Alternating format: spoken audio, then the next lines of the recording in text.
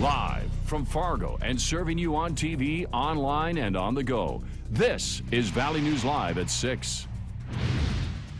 All I could think about was, what if he was just a couple steps away? She would have completely got him. An angry mother seeking justice after her 6-year-old son was hit by a four-wheeler.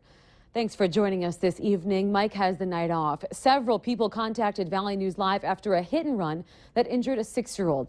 Police have found the 23-year-old woman and 22-year-old man who are accused of driving away on their ATV. Tonight, they aren't in jail, and prosecutors say they don't know what charges they could be facing. Valley News Team's crime and safety reporter Nicole Johnson has the exclusive interview you'll only see here with an angry mother and what the driver of the ATV has to say. They got called in because their pizza was ready, and all of them were running in, and she just came out of nowhere and just got him. It could have been any one of those little boys. It was a pizza party at the Supper Club on Sunday for the Pelican Rapids wrestling team. 6-year-old Jackson Heinzelman was running across the parking lot when he got hit by a four-wheeler. He had a swollen head and cuts, scrapes all up his back. He said he thought he broke his shoulder. He said that's where the tire ran over him. He could feel the tire scraping up against him. He has a separation in his AC, which is like in the collarbone area. Jackson's mom, Ashley, says the worst part, the driver didn't stop. The next morning he said, "Why didn't the four-wheeler stop?" And I didn't know what to tell him. And I was so angry, I just wanted to find out who did it. Her anger only grew after hearing police believe they found the two responsible but didn't arrest them. I don't understand how you can hit a kid and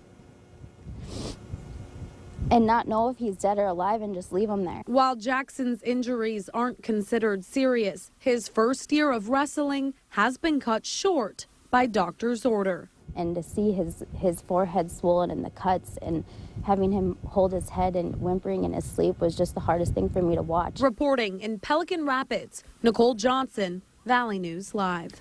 Now, we also spoke with the driver of that ATV, and all she says simply is that she's sincerely sorry for what happened on Sunday.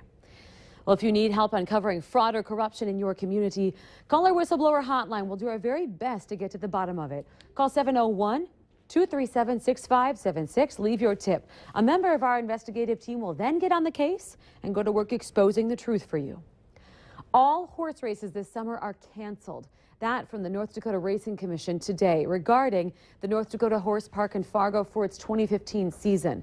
The owners of the park owe nearly $1.82 million in taxes to the city of Fargo. The repayment was supposed to begin in March on the 1st, but no payment has been made and no plans have been presented to make these payments. The Racing Commission said today they will not issue a license this year. The dates will be awarded to Chippewa Downs. The North Dakota Horse Park made a big comeback in 2012 with thousands of racing fans breaking a record with the highest bet total. Well, the temperatures have cooled off a little bit today, and we could be seeing maybe a light dusting of snow, some sprinkles. Let's go to Lisa Green for some updates on our weather. Lisa? That's right. We're going to be watching the skies for all sorts of interesting things going on. Tonight, we have a chance for some northern lights and some rain and even some snowflakes possible tomorrow.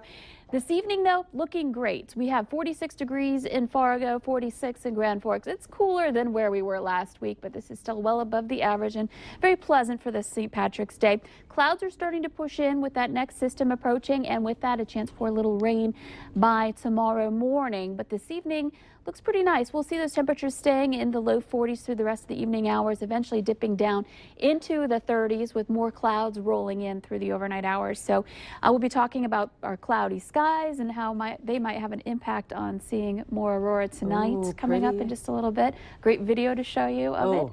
And tomorrow, the rain chance. I know a lot of people looking for rain, so we'll be letting you know what you can expect to see. And it'll at least be at midweek. Midweek, yes. Yeah. All right. Thanks, Lisa.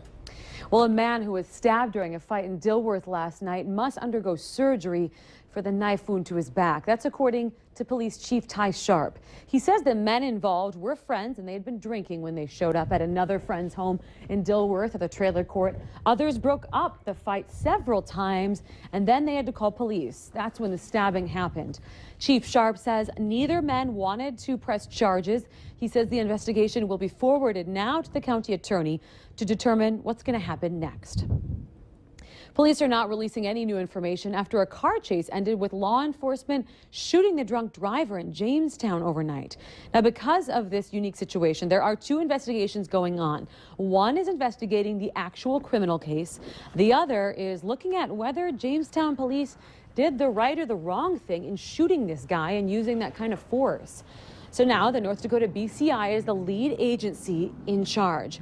Although it was a wild chase last night, one manager at the Two Rivers Inn, which was just yards from where the chase happened, said that she really was not very fazed, saying that they hear sirens blazing all the time. We just kind of ignore it, and even if you do hear them, then you kind of look and see it, oh, it's a cop car, and going about your business. But as far as last night, it wasn't anything unusual. Jamestown Police, Highway Patrol, and the Stutsman County Sheriff's Office all tried to stop the driver last night. This is the second officer-involved shooting of a fleeing suspect in our area this year. Well, 24-year-old woman's behind bars after leading the Highway Patrol Richland and Cass County Sheriff's deputies on a 30-mile chase up and down I-29 in South Fargo earlier this afternoon. 24-year-old Catherine Shelley from Moorhead is facing charges of driving under the influence of drugs, fleeing, and driving under suspension. Shelley was also wanted on a Richland County warrant. The Highway Patrol says it took 2 spike boards to finally disable her vehicle. It's a unique group in Grand Forks. It's aimed at making the city and the county governments aware of problems facing its people. Now the Grand Forks Commission is deciding on whether this group, called the Blue Ribbon Commission, will become a permanent fixture of local government. Valley News Team's Neil Carlson explains. From kids to senior citizens, the Social Infrastructure Commission has been working on plans to make Grand Forks a better place to live for everyone. While city government takes care of problems like road repair, garbage collection, and so on, it doesn't always take into account the problems facing its people. By getting people together, we think that we can deal with those challenges and mitigate any problems, because we do want people to feel safe and welcome here. The commission identifies all kinds of problems in Grand Forks society and then comes up with a possible action plan before presenting proposals to city and county governments. The commission has been working on things like child care, a social detox center, and issues concerning senior citizens. Work with the senior center to provide recreation, quality of life, but also concerns about physical abuse, financial exploitation, Alzheimer's issues, and so not just for seniors, but for their caregivers as well. We need to be aware that we are a diverse community, and with diversity comes challenges, and by getting people together, we think that we can deal with those challenges and mitigate any problems. Brown says addressing the problems now will help ward off larger problems down the road as the city and its diversity grows. In Grand Forks, Neil Carlson, Valley News Live.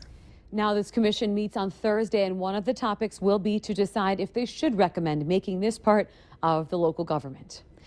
The second of 4 informational meetings is going on right now. It's detailing the proposed assessment, financial assessment, created to finance a portion of the FM Diversion Area project.